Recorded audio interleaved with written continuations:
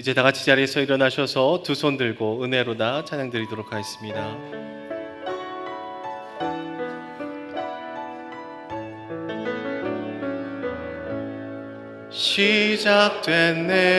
시작됐네. 우리 주님의 능력이 나의 삶을 다스리고 새롭게 하네.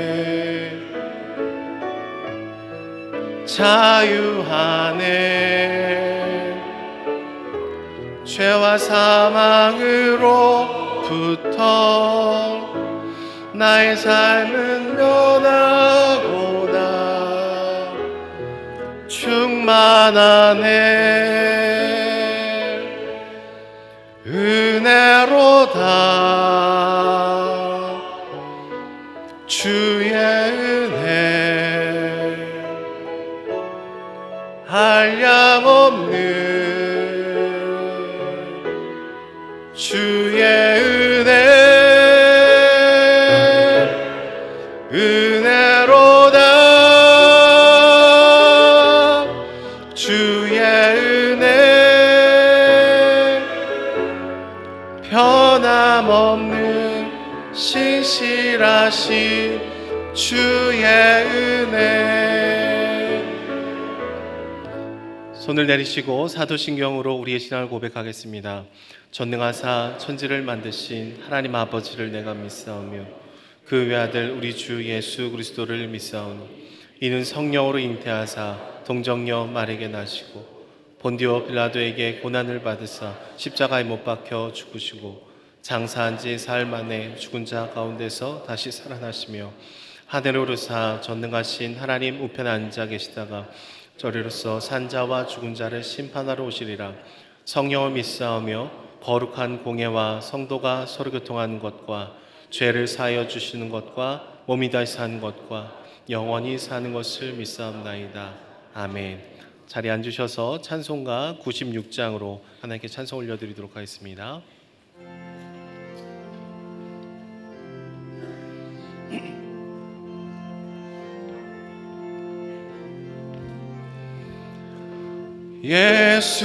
예수님은 누구신가?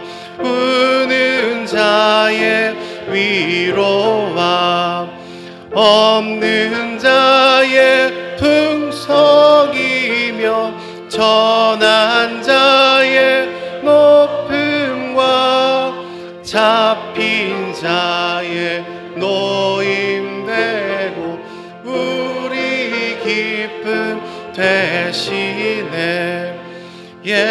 예수님은 누구신가? 약한 자의 강함과 눈먼 자의 빛이시며 병든 자의 고침과 죽은 자의 부활되고 우리 생명 되시네. 예수님은 누구신가? 주한 자의 정함과 죽을 자의 생명이며 죄인들의 중보와 멸망자의 구원되고 우리 평화 되시네. 예수님은 누구신가? 온 교회의 머리와 온 세상의 구주시며 모든 왕의 왕이요 심판하실 주님 되고 우리 영광 되시네. 이 시간 우리를 대표하여 오명준 장로님께서 대표기도 하시겠습니다. 다 함께 기도드리겠습니다. 하나님 아버지 감사합니다. 무더운 날씨 속에서 이 민족과 교회를 편안 가운데 지켜주시고 이스라엘 광야 가운데서 안으시고 업으셔서 약속의 땅 가나안까지 이끄시는 하나님, 이 민족과 교회가 하나님의 약속 안에 거하게 하소서. 이 시간 예배 가운데 하나님의 약속을 붙잡고 더 깊은 믿음의 세계로 나아가게 하옵소서. 호국의 보훈의 달 전쟁을 참상을 다시 한번 생각할 수 있게 하신 주님, 이 땅의 교회 안에 다툼이 없게 하시고 우리가 싸움을 일으키는 장본인이 되지 않게 하옵소서. 하나님 아버지, 우크라이나의 전쟁을 보면서 다시 한번 우리의 한국 전쟁 속에 죽어간 영혼들의 숭고한 죽음이 헛되지 않도록 우리의 민족을 지켜주시고 후손에게 넘겨줄 수 있도록 인도하여 주옵소서. 교회의 머리 되신 주님, 이 시대를 살아가는 저희들을 은혜의 손으로 어루만져 주시고 능력의 손으로 붙드시어 이 힘든 세상을 살면서 결코 좌절하지 않고 시련과 고난을 닥쳐올지라도 능히 믿음으로 이겨나갈 수 있도록 인도하여 주옵소서. 하나님 아버지, 저희 교회에서 진행되고 있는 화성 오산 54기 아버지 학교 위에 하나님께서 인도하여 주셔서 첫 주를 시작하였습니다. 지원자 한 사람 한 사람을 붙드시어 마음속에 있는 모든 쓴뿌리를 토해놓고 가정에 좋은 영향력을 끼칠 수 있는 아버지로 변할 수 있도록 인도하여 주옵소서. 교회 행사 또한 있습니다. 셀 컨퍼런스, 행복 프로즈, 준비하는 여름 성경학교, 양육 3상 단계 위에 하나님께서 함께하여 주옵소서. 특별히 다음 세대를 살리기 위해 준비하시는 선생님 한 분 한 분을 은혜 가운데에 붙드시어서 다음 세대에 좋은 영향을 미칠 수 있는 좋은 교사로 준비되고 준비하는 손길 위에 주님께서 축복하여 인도하여 주옵소서. 하나님 아버지, 우리의 교회에 많은 어려운 가정과 환우들이 있습니다. 주님께서 지켜주시고 돌봐주시어 이 힘든 환경 속에서 주님의 손길을 만날 수 있도록 인도하여 주옵소서. 우리 모두 서로가 격려하고 위로하며 기도하며 함께 손잡고 나갈 수 있도록 인도하여 주옵소서. 오늘도 말씀을 전하시는 목사님께 함께 하시어 어렵고 힘든 세상을 바라볼 소망의 말씀을 허락하여 주옵소서. 낙담과 실망이 소망과 기쁨으로 변하는 귀한 시간이 되기를 소원합니다. 교회를 위하여 수고하시는 교역자들에게도 은혜를 주셔서 교회를 섬기면 섬길수록 주님을 향한 사랑이 더하게 하여 주옵소서. 오늘도 보이지 않는 많은 곳에서 교회를 돌보는 손길마다 주님께서 붙드셔 가정과 일터에 기쁨을 마르지 않도록 인도하여 주옵소서. 하나님 앞에 드려지는 성가대의 찬양, 우리의 모두가 간절한 신앙 고백이 되게 되어 주님 앞에 울려 퍼지게 하고 그 찬양을 기뻐 받아 주옵소서.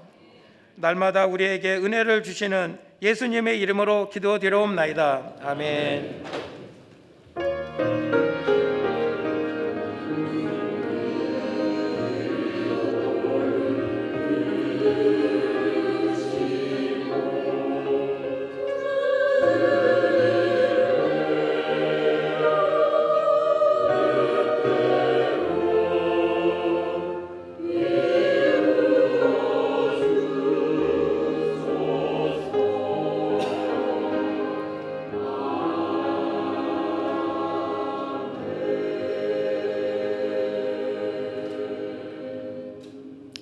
이 시간 성가대의 찬양과 함께 하나님께 헌금을 올려드리도록 하겠습니다.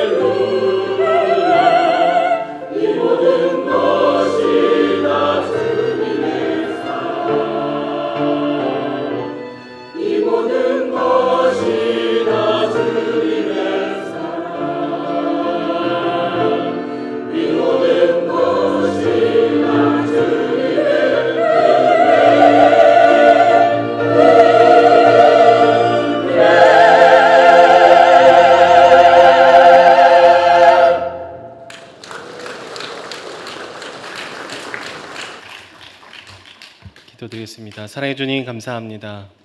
모든 것이 다 주님의 은혜임을 고백하며 나아갑니다. 우리에게 주어진 모든 것이, 우리의 모든 호흡이 다 주께로 왔음을 고백하며 나아가오니 우리의 마음의 중심을 받아 주시옵소서.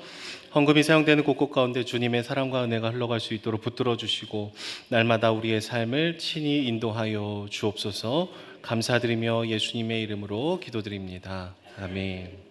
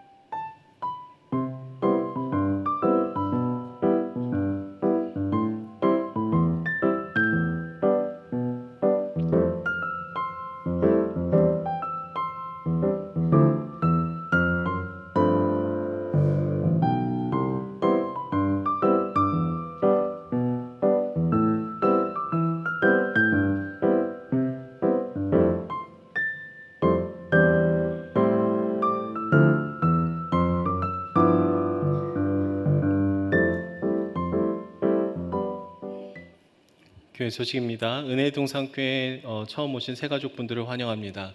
새가족 등록하기 원하시는 분들께서는 예배 후에 나가셔서 왼쪽 새가족실로 오시면 저희가 잘 안내해 드리도록 하겠습니다. 새가족 교육은 2부 예배 후 10시 40분에 4층 새가족 교육실에서 진행이 됩니다. 영상 광고에서 보셨다시피 오늘부터 다음 주 주일까지는 환경 돌봄 주간으로 보냅니다. 하나님께서 지으신 창조 세계를 아끼고 또 섬기는 시간이 되시기를 축복합니다. 6월 10일 토요일 저녁 8시부터 9시까지는 우리 1시간 동안 각 가정에서 소등을 해주시고 또 환경을 위해서 같이 기도해 주시면 감사하겠습니다. 주보 안에 내지에 보시면은 환경 돌봄 주간 간지가 하나 들어 있는데요. 여기 기록이 자세히 되어 있습니다. 다음 주 주일은 가능하면은 교회 셔틀버스를 이용해 주시거나 마을별, 다락별로 이제 카풀을 해주시면 감사하겠습니다. 카풀이 필요하시거나 아니면 저희 집 차에 몇 자리가 좀 남습니다. 그런 분들은 각 마을 순장님, 지역장님들께 말씀해 주시면 감사하겠습니다.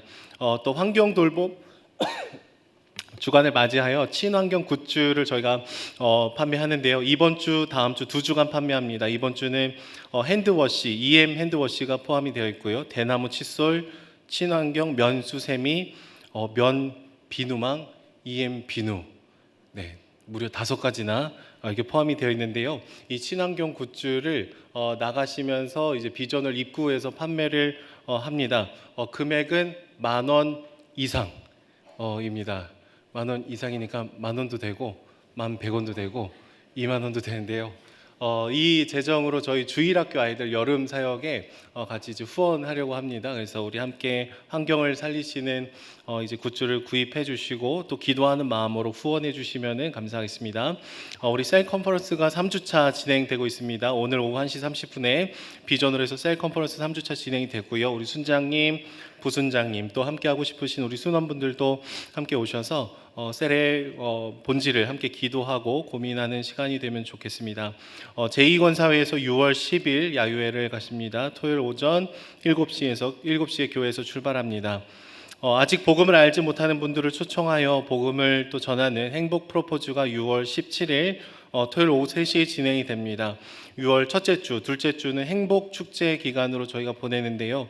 우리 전도 대상자분들을 여러분들이 다락방에 초청해 주시고 함께 마음의 문을 열어가 주시면 감사하겠습니다. 행복 프로포즈 초청장은 교회 사무실 앞에 비치되어 있습니다. 그래서 기도하는 마음으로 가져가시고 전도 대상자에게 초청해 주시면 감사하겠습니다. 은동교에서 편입생을 모집합니다. 대상은 4학년, 7학년, 10학년이고 6월 12일부터 16일까지 신청 기간입니다. 문의는 교육행정지원실에 해주시면 감사하겠습니다. 캄보디아 소망초등학교에서 교사로 섬기실 동역자를 모집합니다. 과목은 음악, 미술, 영어, 한국어, 체육이고요. 1개월에서 6개월까지 함께 동역 가능합니다. 문의는 노문기 집사님께 해주시면 감사하겠습니다. 은동미에서 커트 미용 봉사가 6월 17일 오전 9시 30분부터 12시까지 꽃피는 요양원에서 진행이 됩니다. 함께 기도해 주시고 동참해 주시면 감사하겠습니다. 교인동정입니다. 포도마을 한미라 권사님의 장녀 김별림 자매가 6월 10일 토요일 낮 12시에 DS 컨벤션 웨딩 DS홀에서 결혼 예식을 치릅니다. 들어오실 때 비전홀 입구에 가족 사진들이 전시가 되어 있는데요.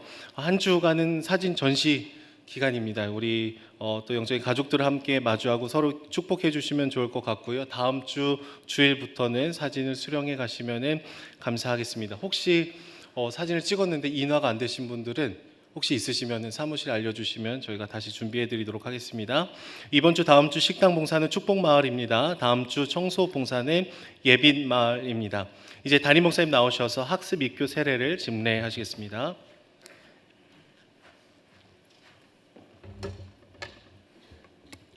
오늘 이 귀한 복된 날에 우리 고등부 학생들이 학습 또 입교 세례에 참여하게 됐습니다. 먼저 학습 받을 사람, 제가 호명할 때 대답하고 자리에서 일어나 주세요. 안영석. 네. 제가 한번 질문할 때 하나님 앞과 여러 증인들 앞에서 신실하게 예라고 대답해 주시면 감사하겠습니다. 학생은 자신의 죄악된 생활을 버리고 천지 만물을 창조하시고 홀로 주관하시는 하나님을 믿고 섬기기로 서약하십니까? 주는 그리스도시요 살아계신 하나님의 아들이심을 믿습니까? 성경을 하나님의 말씀으로 믿고 그 말씀대로 순종하며 살기로 서약하십니까? 주의를 거룩하게 지키고 교회의 질서에 순종하며 어떠한 환경에서도 끝까지 주님을 믿기로 서약하십니까? 네, 기도하겠습니다. 하나님 아버지, 온천하보다 더 귀한 한 생명 안영석 학생이 이제 하나님 앞과 여러 증인들 앞에서 신실하게 신앙을 고백하고 학습 예식에 참여하고자 합니다. 하나님 사랑하는 아들의 마음을 붙잡아 주시고 믿음의 반석 위에 굳게 세워주시고 주님 나라의 기둥이 되게 하여 주옵소서. 더욱더 큰 믿음 허락하여 주셔서 세례받고 하나님의 백성으로 일평생 든든히 살게 하여 주옵소서. 감사하고 예수님의 이름으로 축복하며 기도합니다. 아멘.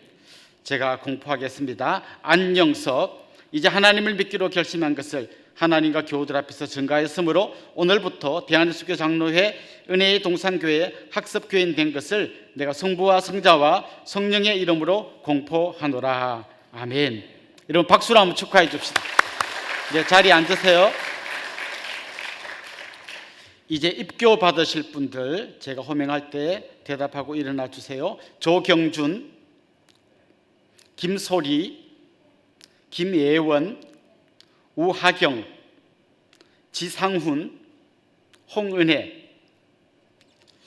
이 학생들은 어릴 때 부모님의 신앙으로 유아 세례를 받고 이제 장성해서 자신들의 신앙을 고백하며 입교의식에 참여하게 됩니다. 여러분들도 하나님 앞과 여러 증인들 앞에서 예라고 큰 소리로 대답해 주시면 감사하겠습니다. 여러분은 유아 때에 부모님들이 대신한 신앙 고백과 서약으로 세례를 받았는데 이제는 여러분이 장성하여 그 고백과 서약을 여러분 자신의 것으로 삼고 성실히 지킬 것을 확실히 서약하십니까? 큰 소리로. 여러분들은 하나님 앞에서 죄인이기 때문에 당연히 멸망받아 마땅하나 하나님의 자비하심으로 구원에 이른 소망의 사람이 된 것을 분명히 인정하십니까? 여러분은 주 예수 그리스도께서 하나님의 아들 되심과 죄인의 구주 되시는 줄을 믿으며 앞으로 그 예수님만 따르면서 살 것을 서약하십니까?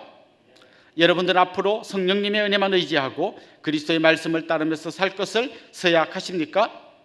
여러분들은 교인으로서 의무와 권리를 옳게 행하고 교회의 지도에 복종하며 교회의 화평을 이루고 덕을 세우는 데 힘쓸 것을 서약하십니까? 기도하겠습니다.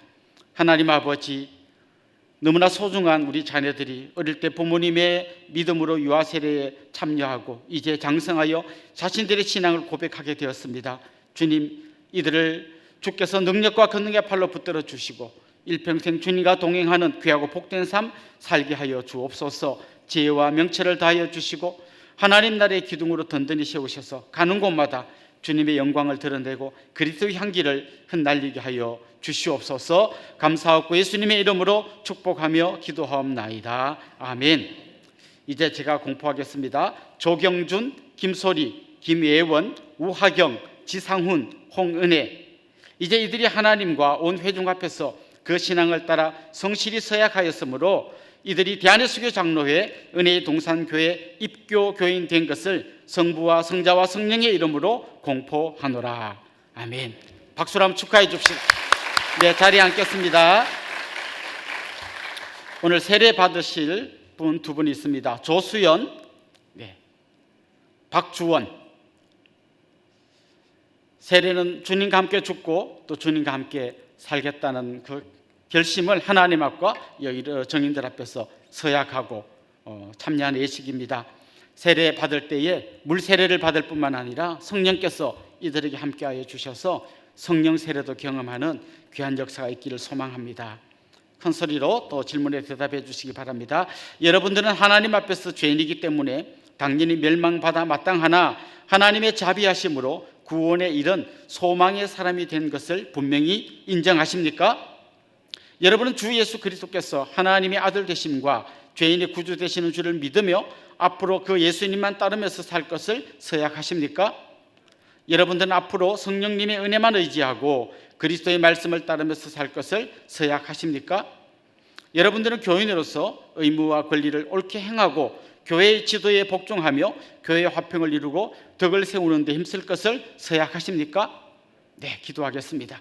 하나님 아버지, 하나님께서 너무나 소중하게 생각하시고 예수께서 십자가에 피 흘려 죽으심으로 구원하신 두 학생이 이제 세례식에 참여하려고 합니다.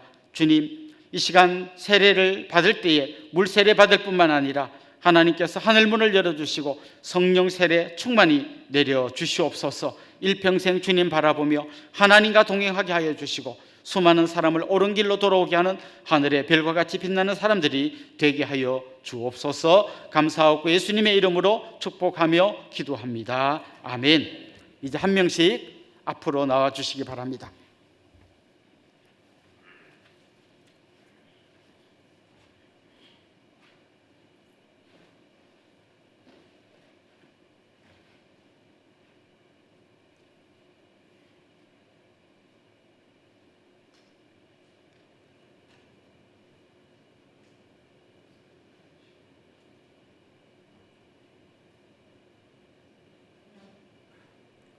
주 예수를 믿어 하나님의 자녀가 된 조수연에게 내가 성부와 성자와 성령의 이름으로 세례를 주노라. 아멘.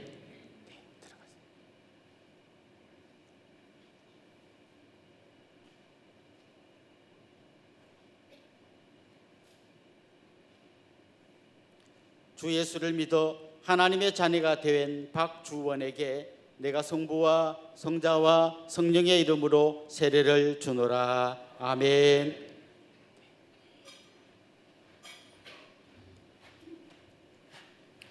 한 번 더 자리에서 일어나 주세요. 제가 이제 공포하겠습니다. 조수연, 박주원, 오늘 이들이 하나님의 은혜로 세례를 받았으므로 이제 대한예수교 장로회 은혜의 동산교회 세례 교인 된 것을 내가 성부와 성자와 성령의 이름으로 공포하노라. 아멘. 박수로 한번 축하해 줍시다. 앞으로 한번 다 나오세요. 오늘 학습 입교 세례 받으신 분들 다 앞으로 한번 나와서 우리 성도님들 같이 축하해 주면 좋겠습니다. 네, 앞으로 나오셔서 우리 성도님들을 향해 한번 서 주십시오. 당신은 하나님의 은약 안에 있는 축복의 통로.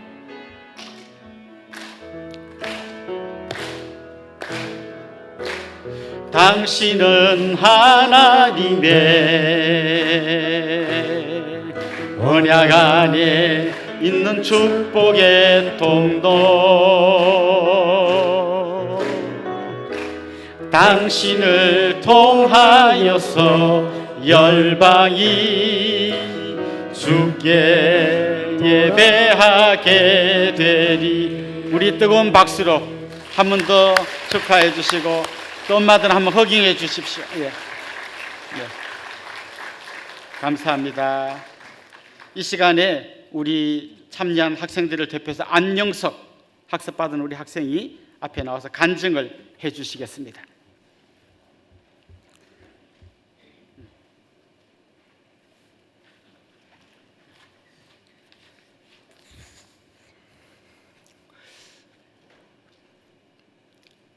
안녕하세요. 저는 은혜동산교회 고등부 3학년 매주 예배 드리는 안영석이라고 합니다. 저는 사실 어려서부터 초등학생 때부터 교회를 다니기 시작했었는데 그때는 신앙심이 많이 없었어요.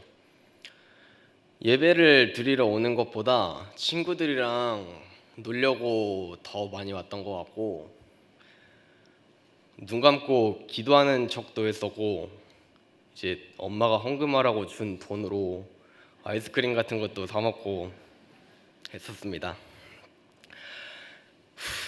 근데 그리고 이제 고등학생이 되고 나서 이제 시간이 많이 없어지니까 교회는 정말 그냥 매주 2시간 잠깐 와서 시간 때우다 가는 그런 곳으로 거의 됐는데 그래도 교회 나오는 거는 이제 선생님들이나 저희 엄마가 되게 격려를 많이 해주시고 선생님들이 연락도 많이 해주셔서 교회를 나오게 된 것 같고요. 그렇게 조금 신앙심이 거의 바닥이 나 있었는데 올해도 그렇고 제가 중학생 때도 그렇고 정말 많은 일이 있었습니다. 이제 중학생 때 제가 정말 큰 죄를 지었던 적이 한 번이 있는데 그때 정말 하나님께서 저를 많이 도와주셨고 제가 또 같은 죄를 짓지 않도록 하나님께서 정말 저를 많이 도와주셔서 그때 이후로 교회에 더 많이 열심히 다니게 된 것 같습니다. 굳이 제가 자발적으로 무언가를 한다고 하진 않았지만 특별 새벽기도 때 찬양팀에 서는 거나 학습 교육을 받는 거라든지 아니면 지금 이렇게 이 자리에 서서 간증하는 것 등 교회의 많은 행사 등에 참여하고 조금 더 적극적으로 하나님께 다가가고 있습니다. 학습 교육을 전도사님과 4주 동안 받았는데 그 과정이 전혀 지루하다거나 의미 없는 일이라고 생각한 적이 단 한 번도 없었고 최근 제가 겪고 제 상황들과 겹쳐 보이니 점점 더 하나님께 가까워지고 하나님을 더 의지하게 되는 것 같았습니다. 그동안 저에게 좋은 씨앗을 계속해서 뿌려주신 선생님들, 집사님들, 그리고 저희 사랑하는 엄마, 그리고 많은 교역자분들의 노력이 저에게 나타나는 것 같습니다.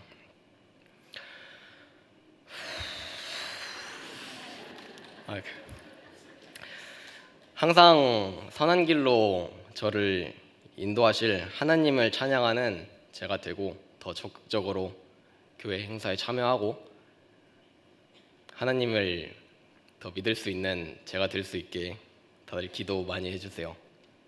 감사합니다.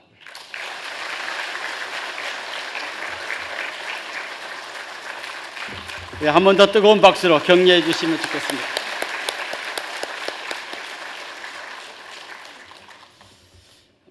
이렇게 씨를 뿌리고 물을 주고 우리는 이렇게 하지만 잘하게 하시는 분은 하나님이신 줄로 믿습니다. 우리 하나님의 말씀 같이 찾도록 하겠습니다. 마태복음 16장 13절부터 20절까지 말씀입니다. 마태복음 16장 13절부터 20절까지 저와 여러분이 한 절씩 교독하도록 하겠습니다. 예수께서 빌립보 가이사랴 지방에 이르러 제자들에게 물어 이르시되 사람들이 인자를 누구라 하느냐? 이르되 들으는 세례 요한, 들은 엘리야, 어떤 이는 에레미야나 선지자 중에 하나라 하나이다. 이르시되 너희는 나를 누구라 하느냐? 시몬 베드로가 대답하여 이르되 주는 그리스도시요 살아계신 하나님의 아들이시니이다. 예수께서 대답하여 이르시되 바요나 시몬아 내가 복이 있도다. 이를 내게 알게 한 이는 혈육이 아니요 하늘에 계신 내 아버지시니라. 또 내가 네게 이르노니 너는 베드로라. 내가 이 반석 위에 내 교회를 세우니 음부의 권세가 이기지 못하리라. 내가 천국 열쇠를 내게 주리니 내가 땅에서 무엇이든지 매면 하늘에서도 매일 것이요 네가 땅에서 무엇이든지 풀면 하늘에서도 풀리리라 하시고 이에 제자들에게 경고하사 자기가 그리스도인 것을 아무에게도 이르지 말라 하시니라. 아멘. 미국 서부에 있는 그랜드 캐년이라는 곳을 한번 가본 적이 있습니다. 거기를 가려면 반드시 지나가야 하는 동네가 있는데 여러분도 들어보셨을 라스베이거스라는 동네입니다. 거기는 그냥 사막 한가운데 카지노를 많이 지어놓고 사람들이 거기 와서 돈을 쓰도록 만드는 그런 곳입니다. 그 숙소에 들어가면요, 저는 원래 카지노가 저 지하에 좀 잘 안 보이는 데 있는 줄 알았는데 1층에 딱 들어가면 바로 카지노입니다. 그래서 숙소에 가려면 반드시 카지노를 통과해야만 갈 수 있게 만들어 놨습니다. 아마 이런 뜻이겠죠. 가다가 누가 한번 뭐가 잭팟이 터지는 걸 보면 나도 해볼까? 이래가지고 관심 없이 왔던 사람들도 한번 해보게 만드는 그런 생각으로 그렇게 만들어 놓은 것 같아요. 그런데 이 카지노에는 특별히 사람들이 그 카지노에 가서 완전히 도박에 빠지도록 만드는 몇 가지 장치가 있습니다. 카지노에 없는 것 3가지가 있습니다. 첫째, 창문이 없습니다. 밖이 지금 어떻게 돌아가는지, 해가 떴는지 졌는지 전혀 보이지 않습니다. 둘째, 시계가 없습니다.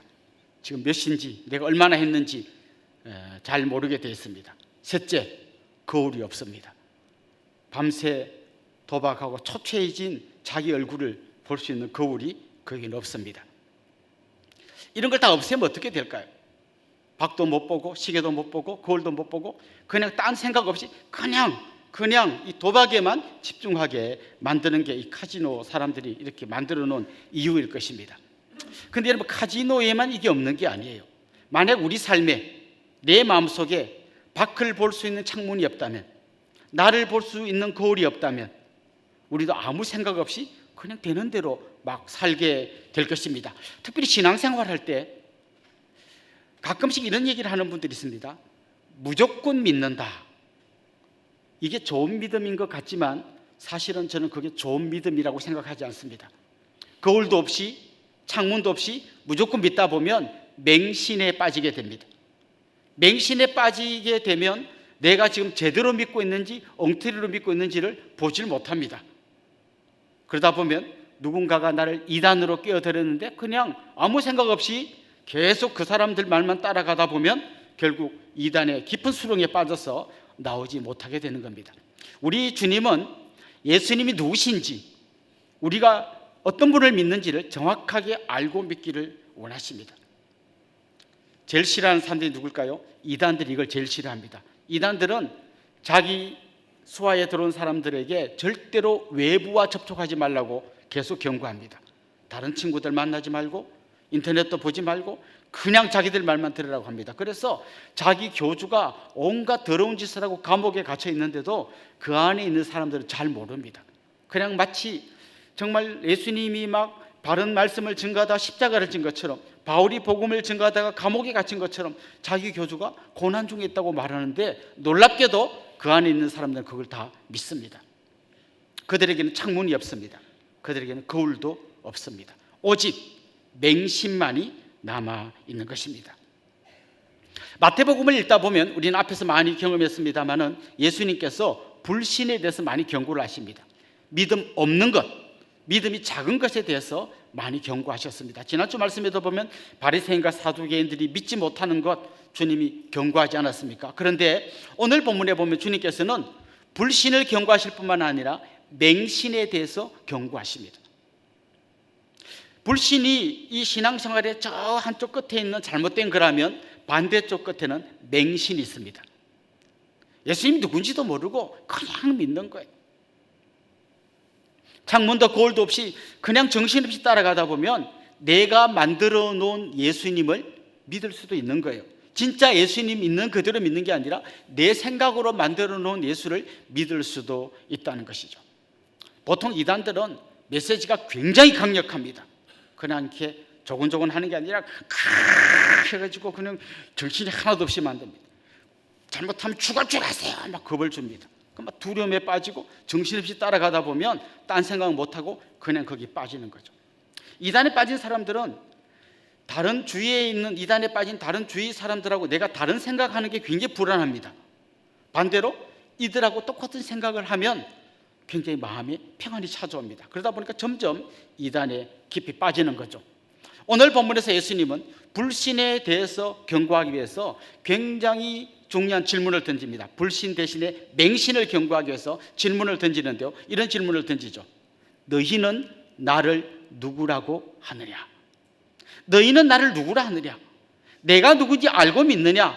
내가 누군지 제대로 알고 믿고 따라오느냐? 아니면 그냥 너희들이 만들어 놓은 생각대로 그냥 따라오고 있느냐? 주님은 그렇게 질문을 던지고 있습니다. 저는 이 주님의 질문을 우리가 좀 더 잘 살펴보기 위해서 세 가지 측면에 나누어서 좀 이야기하려고 하는데요. 이 질문은 누구에게 던진 질문인가? 언제 던진 질문인가? 또 어디서 던진 질문인가? 이렇게 세 가지로 나누어서 살펴보려고 합니다. 자, 주님의 이 질문, 너희는 나를 누구라 하느냐? 이 질문은 누구에게 던진 질문일까요? 먼저 주님은 너희는 나를 누구라 하느냐라고 물으시기 전에 그 전에 다른 질문을 한 가지 던지셨는데, 사람들이 인자를 누구라 하느냐? 인자는 예수님 자신을 가리키는 말이죠. 사람들이 나를 누구라고 하느냐라고 물어봅니다. 그때 제자들이 14절에 보면 이렇게 대답하죠. 이르되 들으는 세례 요한, 들으는 엘리야, 어떤 이는 예레미야나 선지자 중에 하나라 하나이다. 여기 보면 다른 사람들은 예수님을 대체로 어떻게 생각하고 있었나 하면 예수님이 선지자 중에 한 명 정도 되는 뭐 엘리야나 세례요한이나 예레미야 같은 이런 선지자 중에 한 명이라고 이야기합니다. 이렇게 대답합니다. 그때 주님께서 야 그거 아니야, 그 사람들이 잘못하는 거야, 이런 말을 일절 하지 않습니다. 그게 맞는지 틀리는지 뭐 아무 언급이 없습니다. 거기에 대해서 전혀 이야기하지 않고 다음 질문을 던집니다. 너희는 나를 누구라 하느냐?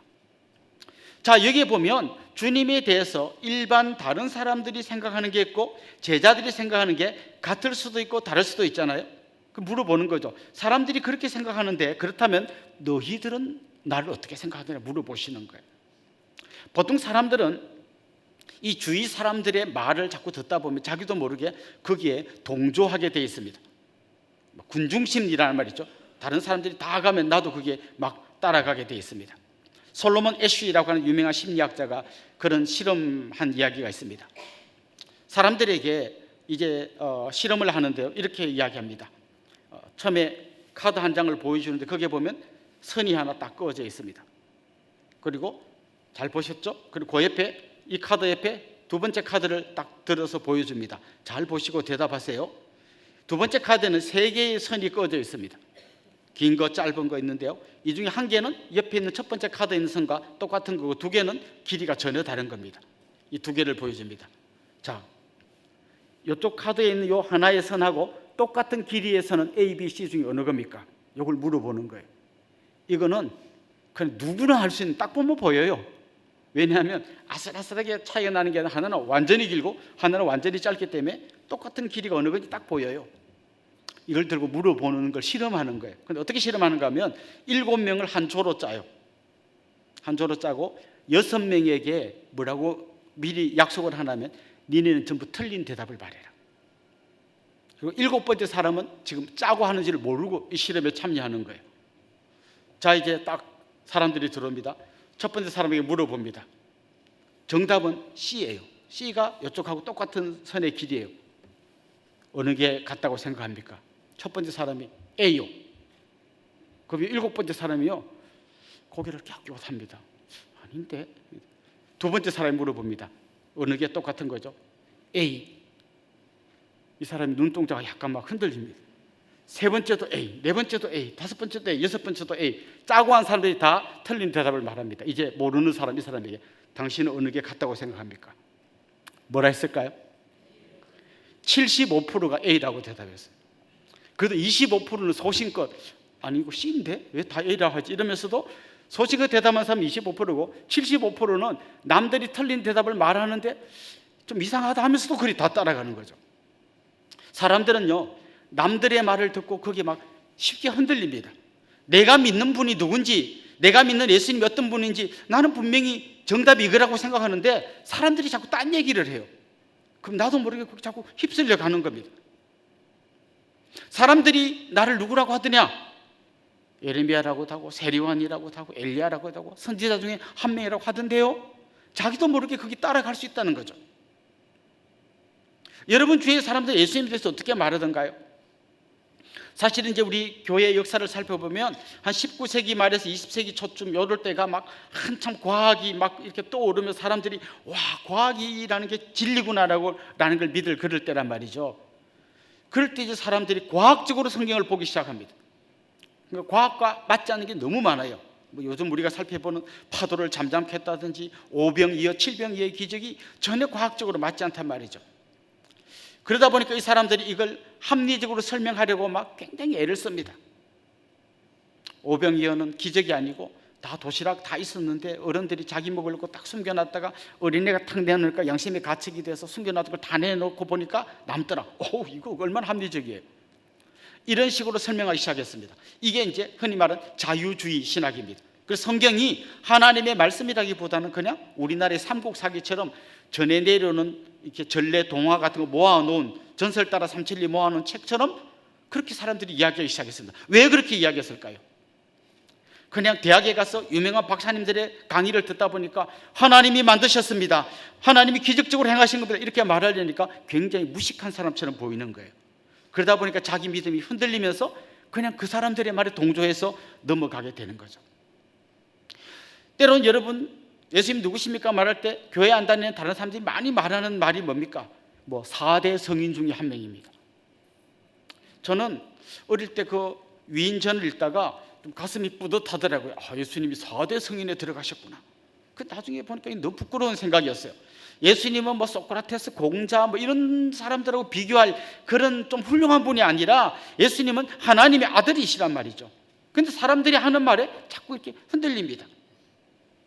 한참 우리 80년대 막 그 민주화 투쟁할 때는 예수님은 혁명가였습니다, 막 그런 말이 먹혔어요. 자, 사람들의 말이 이렇게 말하면 그리 따라가고 저렇게 말하면 저리 따라가고 왔다 갔다 할 수 있는데 예수님은 물어보시는 거예요. 너희는 나를 누구라고 하느냐? 사람들이 뭐라 하는지 그건 됐고 너희는 나를 누구라 하느냐? 오늘 이 시간 주님께서는 저 교회 밖에 있는 사람들이 예수님에 대해서 뭐라고 이야기하는지 거기에 관심을 기울이지 않습니다. 그들이 예수님을 착한 분이라고 하는지 뭐 선생님이라고 하는지 혁명가라고 하는지 아니면 안티 기독교인들이 예수님에 대해서 쌍욕을 하는지 그런 것들에 대해서 관심을 갖기보다는 여기 있는 우리들, 정말 주님의 백성이라고 생각하는 우리들에게 물으십니다. 너희는 나를 누구라고 하느냐? 저는 여러분들이 주위의 사람들의 말에 왔다 갔다 하는 게 아니라 정말 여러분 마음의 진실한 고백으로 우리 주님이 누구신지를 고백할 수 있는 그런 분들이 되기를 소망합니다. 두 번째 주제는요, 언제 던진 질문인가라는 거예요. 자, 여러분 우리 한번 21절 한번 읽어보겠습니다. 같이 읽읍시다. 이때로부터 예수 그리스도께서 자기가 예루살렘에 올라가 장로들과 대제사장들과 서기관들에게 많은 고난을 받고 죽임을 당하고 제3일에 살아나야 할 것을 제자들에게 비로소 나타내시니, 여기 보면 이때로부터라는 말이 나오고 비로소라는 말이 나옵니다. 이때까지 주님은 이런 이야기를 구체적으로 하시지 않았는데 이때부터 말씀하기 시작했는데 뭘 말씀하셨는가 하면 예수님이 고난을 받고 죽으시고 3일 만에 부활할 것을 이야기하셨습니다. 그러니까 지금 예수님은 점점 더 십자가로 가까이 나아가고 있고 이제는 거의 제일 십자가 바로 근방까지 와 있습니다. 이제는 그냥 처음에 예수님이 첫 사역을 시작할 그때보다 훨씬 더 예수님의 죽음이 가까워지고 있습니다. 뿐만 아니라 예수님은 24절 말씀에 보면 누구든지 나를 따라오려거든 자기를 부인하고 자기 십자가를 지고 나를 따를 것이니라, 이렇게 말씀하셨습니다. 그러니까 예수님도 십자가를 질 거고 지금 예수님을 따르는 사람들도 십자가를 져야 할 시간이 이제 임박했다는 걸 이야기하고 있는 거죠. 우리 성도님들 중에도 월남전에 참전하신 분들이 있는데요, 한번 여러분 그분들의 상황을 생각해 보십시오. 처음에 출발할 때 우리나라에서 이제 그 시청 앞 이런 데를 막 행진할 때 군악대에 빵빠레가 올리고 연도에 많은 시민들이 나와서 막 그분들에게 박수를 보낼 때 그때 어떤 마음이었을까요? 근데 그때 말고 이제 저 월남 땅에 발을 딛고 처음 보는 낯선 환경에 와서 잘 못 보던 사람들이 뒤에 막 왔다고 알아듣지 못하는 막 그런 언어가 막 들릴 때 그때 마음은 출발할 때 마음하고 굉장히 달랐을 거예요. 훨씬 더 긴장이 됐을 거예요. 그러다가 실제로 전장에 들어갔을 때 사방에서 총알이 나오고 옆에 전우가 막 쓰러지는 그때 그의 마음은 어땠을까요? 완전히 다른 겁니다. 시청 앞에서 하고 전쟁터에서의 마음은 그야말로 하늘과 땅만큼 다른 것일 겁니다. 지금 예수님은 그렇게 말씀하시는 거예요. 이제는 너희가 지금 나를 알아가는 그런 단계가 아니라 이제는 나와 함께 십자가를 지고 따라가야 될, 그야말로 나와 함께 죽고 나와 함께 살아야 될 바로 그런 때가 되었다는 거예요. 바로 그때에 주님께서 물어보시는 겁니다. 정말 너 나와 함께 십자가를 지고 갈 준비가 돼 있냐? 정말 내가 내 생명을 다해서 예수와 함께 죽어도 내가 정말 억울할 게 없을 만큼 그 정도로 나를 믿고 있냐? 이걸 물어보고 계시는 거죠. 예수님이 누구냐? 정말 내 생명 다 바쳐도 아깝지 않은 분인가? 아니면 떡 주면 떡 먹고 병 고쳐주면 병 고침 받고 그러면서 참 괜찮은 분이에요, 능력이 있는 분이에요, 이 정도 말하고 그냥 서로 헤어질 그런 사이인지, 아니면 정말 내 생명 다 바쳐 이분과 함께 길을 갈 수 있는지, 지금 주님은 바로 그 절박한 때에 질문을 하고 계시는 것입니다. 여러분, 정말 십자가를 지고 주님과 함께 죽고 주님과 함께 살기로 결심하고 계십니까? 그렇다면 여러분에게 먼저 필요한 것이 진실한 고백입니다. 주님이 누구신지 제대로 알고 고백해야 한다는 것입니다. 세 번째, 우리가 한번 생각해 볼 질문은 예수님께서 어디서 이 질문을 던지셨는가 하는 것입니다. 오늘 본문에 보면 예수님은 빌립보 가이사랴라고 하는 지방에서 제자들에게 이 질문을 던지셨습니다. 빌립보 가이사랴는 우리가 잘 아는 갈릴리 호수에서부터 북쪽으로 한 40km 정도 올라가면 헬몬산이라고 하는 아주 높은 산이 있습니다. 항상 만년설이 그 위에 있는 굉장히 높은 산이 있고요, 그러다 보니까 이 웅장한 산에 가면 사람들이 뭔가 좀 경외심이 생기잖아요. 그러다 보니까 거기에 신당, 신전 이런 게 많이 있었습니다. 거기에 온갖 신전들이 많이 있었는데요, 특별히 거기에 판이라고 하는 신이 굉장히 유명한 신입니다. 이 판이라고 하는 신은 염소 다리, 염소 뿔 같은 걸 하는데 얼굴은 사람 형상을 띠고 있는 그런 신이에요. 이 판 신이 어떤 신인가 하면 한마디로 공포의 신입니다. 공포의 신. 혹시 여러분 이런 단어 아십니까? 너무 막 패닉 상태가 되었다, 패닉이란 말 아십니까? 이 패닉이란 말의 어원이 판에서 나왔습니다. 여기서부터 패닉이란 단어가 나온 거예요. 그러니까 이 판은 공포의 신입니다. 거기가 공포의 신 판을 섬기는 본부예요.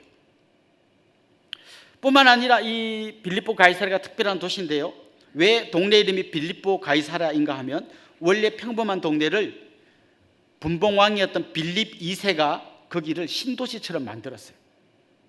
만들고 거기에 자기 이름 빌립이란 이름과 황제의 이름 가이사 이름을 합쳐가지고 빌립보 가이사랴라고 이름을 붙였어요.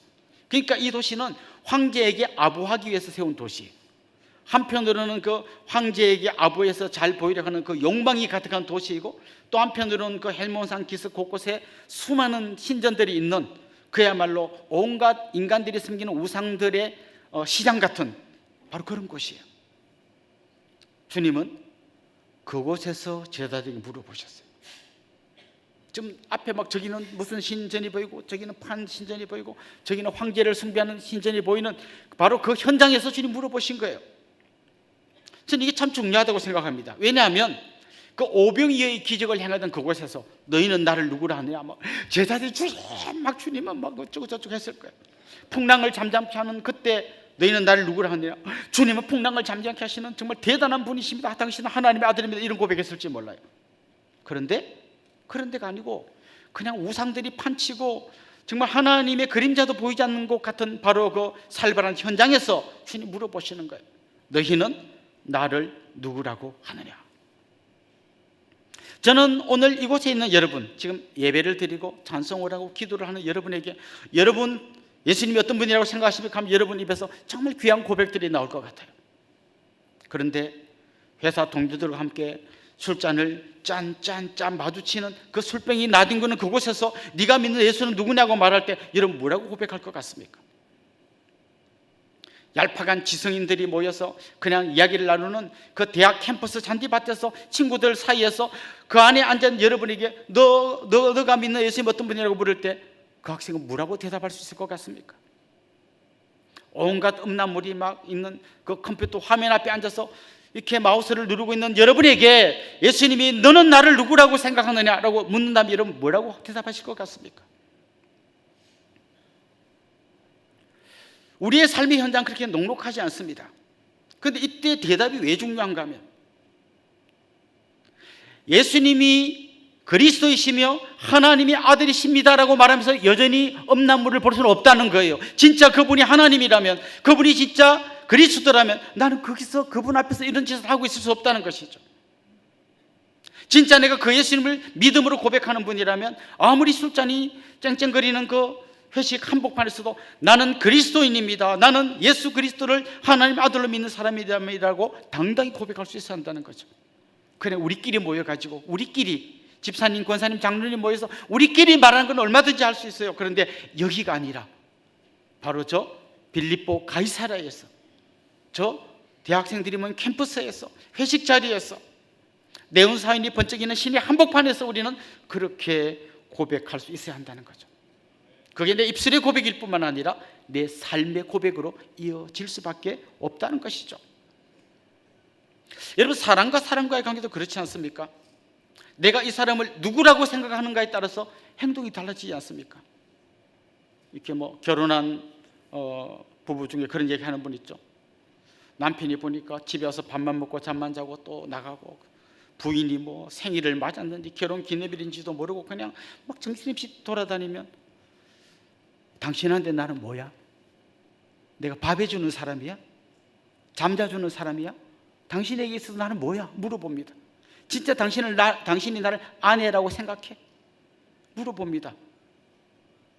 그렇게 생각한다면 그렇게 행동해야 된다는 거죠. 우리가 예수님을 주와 그리스도로 고백한다면, 그분이 하나님의 아들이라고 고백한다면 우리는 거기에 맞는 행동을 해야 되는 것이죠. 사실 우리가 어떻게 고백하든지 간에 주님은 전혀 변함이 없어요.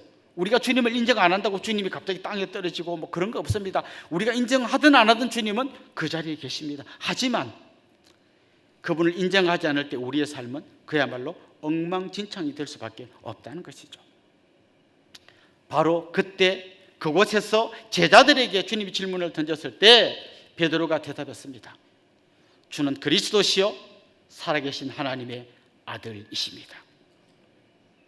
이게 주는이라고 말했는데 사실 원문은 주는이라고 되어 있지 않고 당신은이라고 되어 있습니다. 그런데 우리 한국말로는 당신은 이렇게 말하면 너무 좀 버리장머리없이 보이니까 좀 의역해서 주는이라고 했고요. 진짜 베드로가 고백했던 두 가지입니다.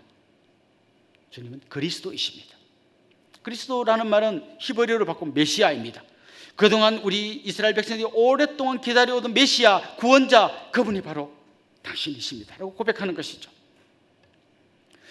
당신은 그냥 배고픈 사람에게 떡 좀 먹여주고 아픈 사람 고쳐주는 그 정도가 아니라 우리를 영원한 죽음에서, 영원한 심판에서 건져내서 하나님 나라로 이끌어갈 바로 그 메시아 그리스도, 바로 그분이십니다 이렇게 고백한 거죠.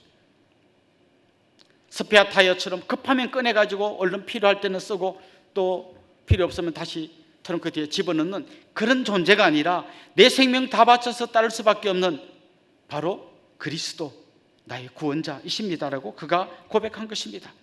그가 또 고백한 게 뭡니까? 당신은 하나님의 아들이십니다. 하나님의 아들이란 말은요, 하나님이란 말이에요. 여러분, 소아들은 뭡니까? 예, 소아들이 강아지거나 뭐 망아지거나 이러면 안 돼요. 소아들은 소여야 되잖아요. 개아들은 개여야 되고 사람 아들은 사람이어야 하고 하나님 아들은 하나님인 거예요. 지금 그 고백을 하는 거예요. 당신은 우리보다 좀 뛰어난 착한 분, 뭐 능력이 많은 어떤 그 정도의 분이 아니라 바로 하나님의 아들이십니다. 그렇게 이야기하는 거죠. 근데 이 고백 안에 어떤 고백이 담겨져 있습니까? 하나님의 아들이신 예수님이 하늘 보좌를 버리고 우리 같은 죄인을 구하러 오셔서 우리의 그리스도가 되어 주셨군요. 그걸 고백하는 것입니다. 그게 오늘 본문의 베드로의 고백입니다. 주님은 그 고백을 들으시고 18절에 보면 이렇게 말씀하셨습니다. 또 내가 내게 이르노니 너는 베드로라. 내가 이 반석 위에 내 교회를 세우리니 음부의 권세가 이기지 못하리라. 이 구절 때문에 이 가톨릭에서는 베드로 위에다가 교회를 세웠다 이렇게 이야기합니다. 근데 잘 보면 너는 베드로라. 내가 이 반석 위에 내 교회를 세우겠다. 이 베드로 뜻이 반석이거든요. 그래서 베드로라 반석 위에 교회를 세우겠다는 거, 베드로 반석 그 위에 베드로 위에 교회를 세운다 이렇게 이야기하는데 그 뜻이 아닙니다. 베드로라고 하는 한 인간 위에 교회를 세우는 게 아니라 베드로의 그 놀라운 고백 위에 교회를 세우겠다는 거예요. 주님 말씀하셨잖아요. 이걸 내게 알게 하시는 하나님 아버지다 이거예요. 베드로가 탁월해서 이걸 안 게 아니라 하나님이 깨닫게 해주셔서 알겠다는 거예요. 그러니까 중요한 거는 베드로라고 하는 한 인간이 아니라 베드로의 그 고백, 흔들리지 않는 그 반석과 같은 고백, 예수님은 그리스도시며 살아계신 하나님의 아들이라고 하는 그 고백 위에 주님의 교회를 세우겠다는 거예요. 그래서 교회의 능력은 어디서 나오는 거냐? 진실한 고백 위에서 나오는 겁니다. 교회의 능력은 건물이 크고 화려하고 사람 숫자가 많은 거기서 나오는 게 아니라 진정한 능력은 여기 있는 우리 모두가 예수님이 나의 그리스도시며 살아계신 하나님의 아들이심을 진실하게 고백하는 그 믿음, 그게 진짜 우리 교회의 능력인 것입니다. 그 믿음 위에 교회를 세우면 어떤 악한 세력도 교회를 흔들지 못합니다. 교회를 넘어뜨리지 못합니다. 왜냐하면 능력의 주님께서 교회를 지키시기 때문입니다. 저는 지금까지 누구에게 던진 말씀이고 언제 던진 질문이고 어디서 던진 질문인지를 이야기했습니다. 오늘 우리에게 적용한다면 바로 이 질문, 너희는 나를 누구라 하느냐라고 하는 이 질문은 바로 주님을 따르기로 결심하고 이 자리에 앉아있는 우리 여러분을 향해서 던진 질문입니다. 이곳 예배당에서뿐만 아니라 삶의 치열한 현장에서 던진 질문입니다. 그리고 정말 주님을 따르기로 작정하고 주님과 십자가를 지고 따르려고 하는 우리에게 던진 질문입니다. 저는 여러분 안에 진실한 고백이 있기를 원합니다. 예수님은 저의 그리스도이십니다. 저의 메시아이십니다. 저의 구원자이십니다. 그리고 바로 하나님의 아들이십니다. 이 고백과 함께 나아갈 때 여러분들은 주님께서 교회에게 주신 놀라운 능력의 주인공이 되어서 힘있게 세상 가운데서 승리의 삶을 살게 될 줄로 믿습니다. 그런 분들이 될 수 있기를 주님의 이름으로 축원합니다. 우리 같이 한번 찬양하고 기도하도록 하겠습니다. 당신은 영광의 왕, 이 찬양 같이 하겠습니다.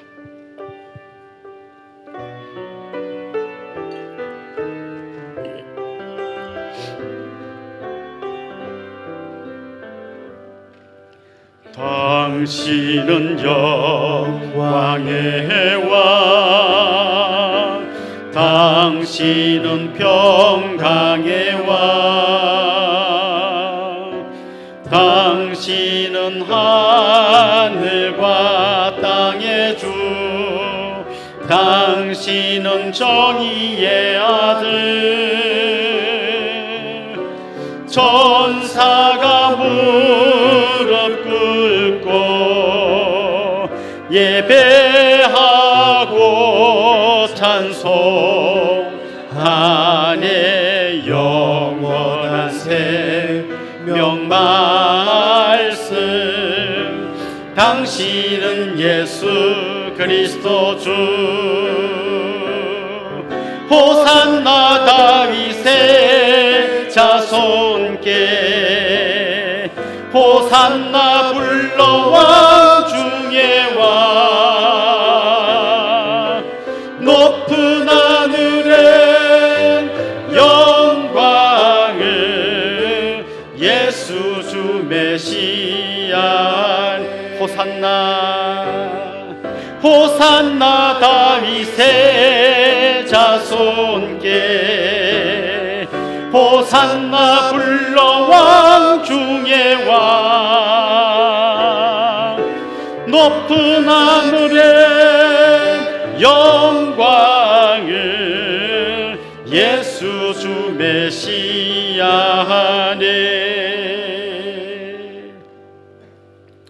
같이 한번 기도하겠습니다. 말씀의 거울에 자신을 한번 비춰봅시다. 혹시 여러분은 무조건 믿고 있지 않습니까? 주님이 어떤 분인지 생각 없이 내가 생각하는 예수님을 믿고 있는 건 아닙니까?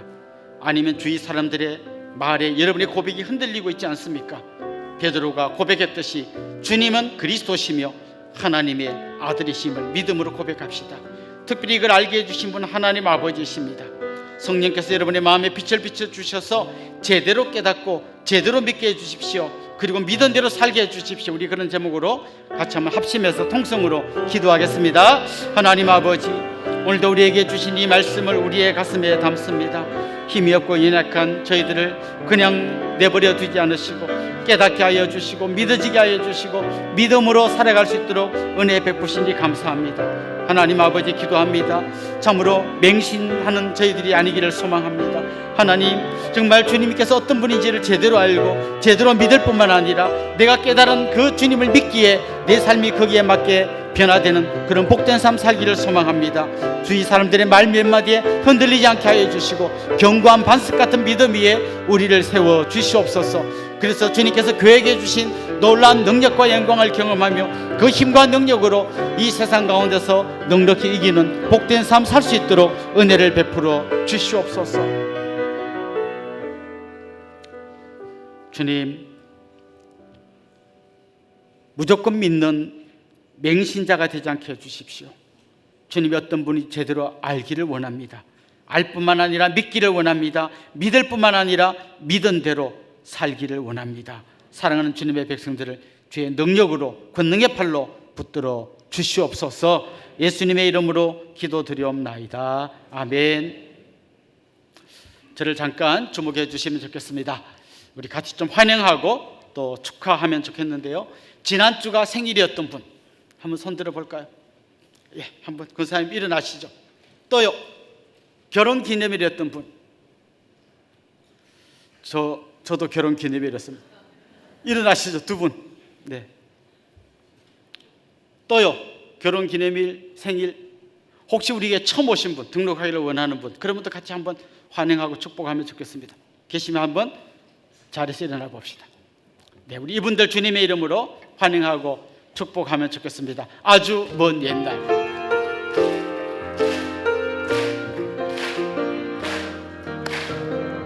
아주 먼 옛날 하늘에서는 당신을 향한 계획이 있었죠. 하나님께서 바라보시고 좋았더라고 말씀하셨네. 이 세상 그 무엇보다 귀하게 나의 손으로 창조하였노라. 내가 너로 인하여 기뻐하노라. 내가 너를 사랑하노라. 사랑합니다. 축복합니다. 사랑해요.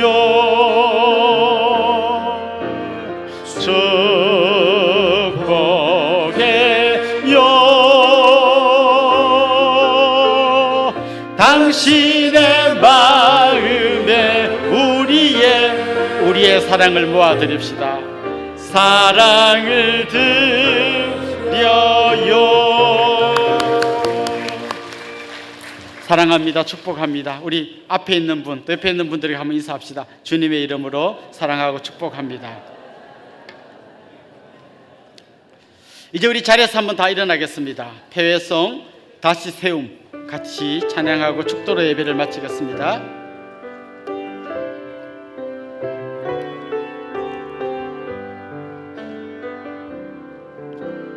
내게 주신 생명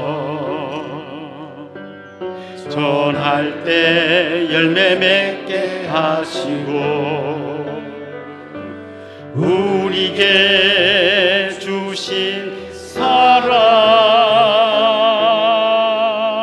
더할 때 넘치게